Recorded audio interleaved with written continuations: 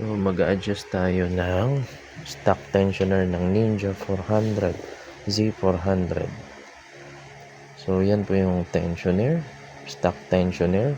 So stock tensioner is adjustable. So tanggalin nyo lang po yung thread 12 mm, and then so maghanap po kayo ng ganito panulak.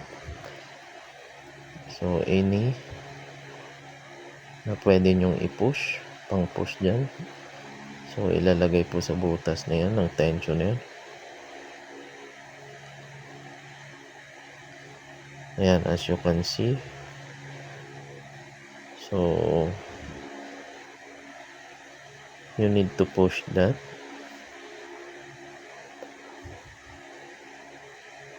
And then you need to start the engine and then push hard until you hear the click, no? So mag-adjust po siya, and then tatahimik na po yung makina. So adjustable po yung stock tensioner ng ating Kawasaki. So I hope nakatulong po ito.